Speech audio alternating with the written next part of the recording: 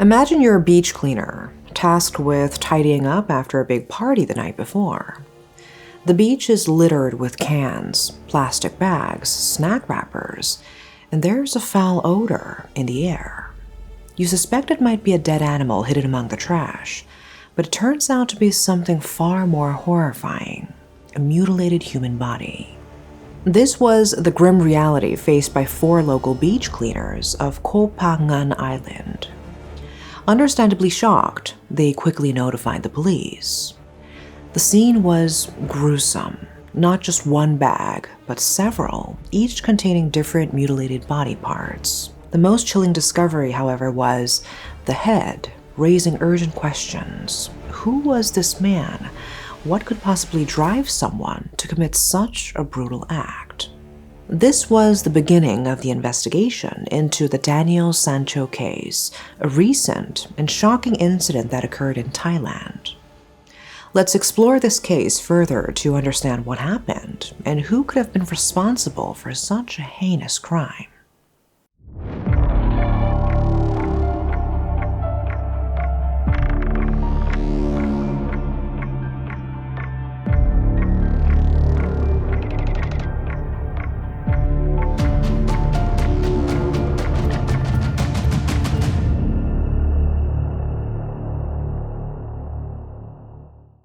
On August 3, 2023, a shocking discovery was made on Koh Phangan Island when a garbage collector found a severed pelvis and human intestines concealed in a fertilizer bag.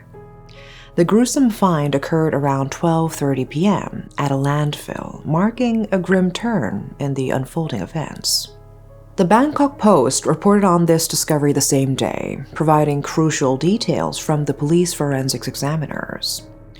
Their initial assessment estimated that the murder had likely occurred at least 24 hours prior to the discovery of the body parts. Furthermore, the size of the remains led them to conclude that they belonged to a foreigner. The body found on the beach was identified as 44-year-old Edwin Arrieta Arteaga, a Colombian-born plastic surgery doctor who had traveled to Thailand, presumably for a vacation. Intriguingly, he was not alone on this trip, but was accompanied by someone named Daniel Sancho. How did a vacation turn into such a horrific scene? Edwin was born in 1979 in Colombia, coming from a modest background. His parents, a teacher and a mechanic, were well respected in their community. Showing great enthusiasm and intelligence, Edwin pursued a career in medicine, eventually specializing in cosmetic surgery.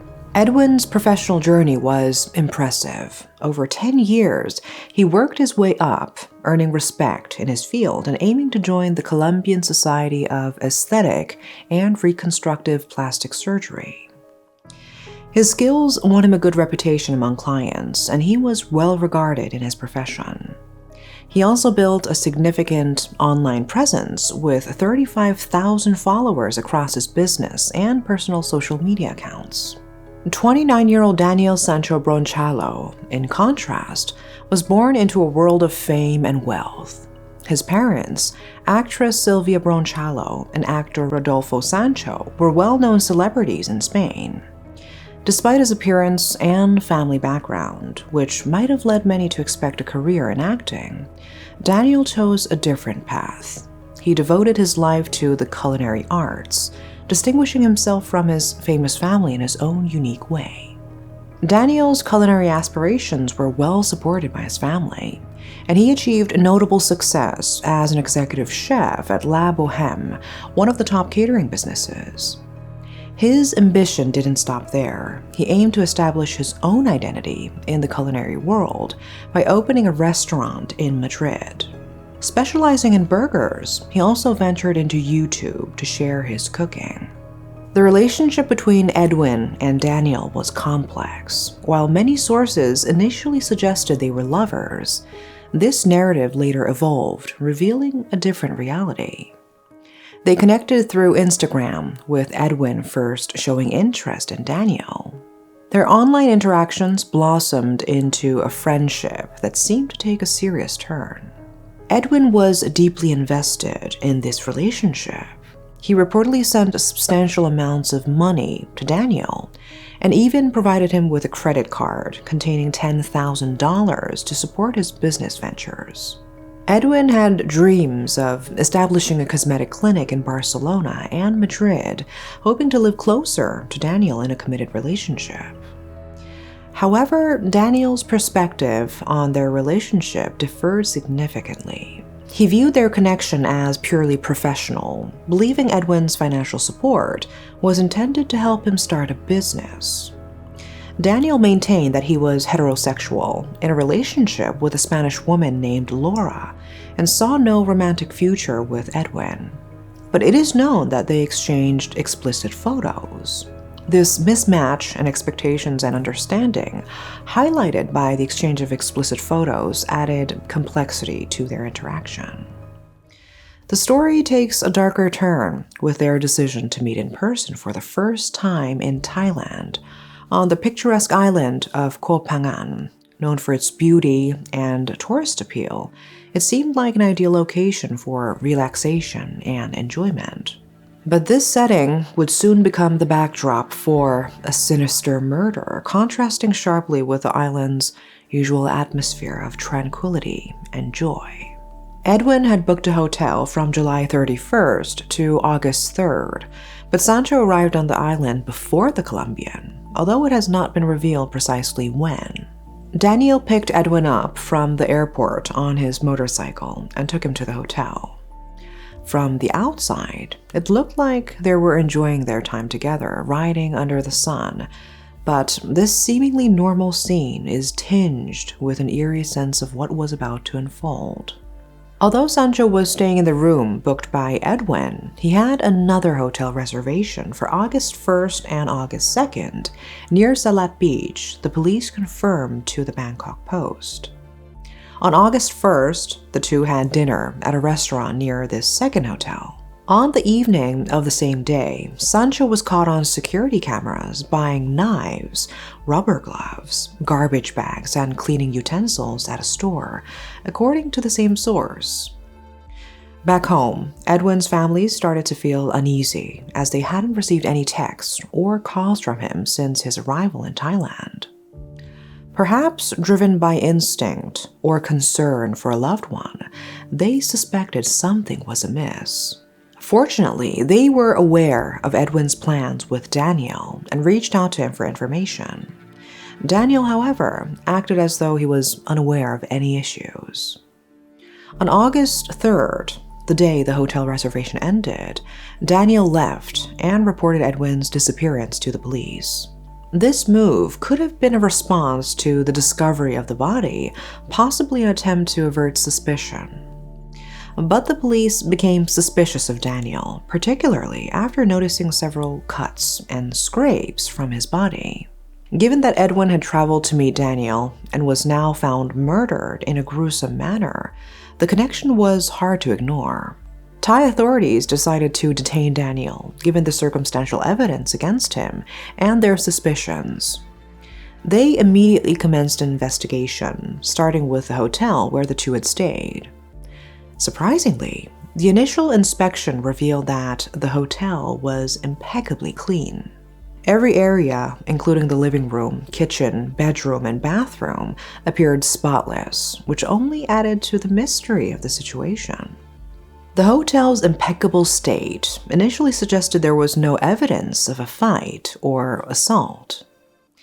However, the investigation took a significant turn when the police made a disturbing discovery. In the bathroom drain, they found what seemed to be human hair and tissue, potentially from a human body. This evidence was crucial in the decision to arrest Daniel on suspicion of murdering Edwin. During questioning, Daniel's account varied. Initially, he denied any involvement in the murder.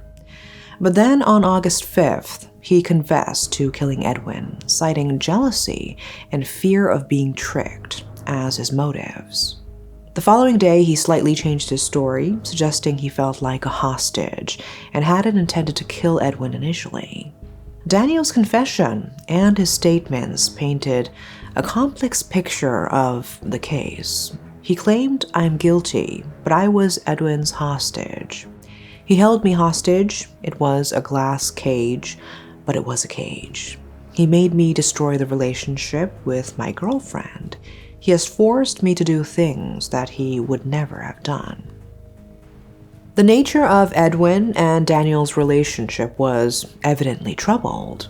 While Edwin perceived it as romantic, Daniel described it as more transactional, something similar to a sugar daddy arrangement. Daniel expressed a desire to end their relationship, but Edwin allegedly responded with threats of leaking explicit images and causing harm. This might have led Daniel to believe that murdering Edwin was the only way out of the situation. Supporting evidence for Daniel's claims was found in Edwin's phone, which contained threatening messages sent to Daniel. This corroborated the assertion that Edwin was obsessively fixated on Daniel. Furthermore, the phone contained death threats from the victim. This is Daniel's side of the story. On that fateful night, the vacation between Edwin and Daniel initially started off well. But Daniel had a different agenda. He planned to end their relationship during his face-to-face meeting. Edwin, on the other hand, was eager for the encounter and soon began making physical advances towards Daniel, which were repeatedly rejected. In the hotel, when Daniel finally expressed his desire to end things, Edwin reacted badly. The argument escalated from verbal to physical. Daniel claimed that, in self-defense, he struck Edwin hard enough to knock him unconscious. He fell and hit his head on the bathtub. Attempting to revive Edwin, Daniel doused him with water in the shower, but to no avail. Panicked and believing that he had killed Edwin, Daniel's next actions were drastic and horrific. He bought cleaning supplies, knives, and gloves, and then gruesomely dismembered Edwin's body into 14 pieces. He placed the remains in bags and attempted to dispose of them in the sea, renting a kayak to do so.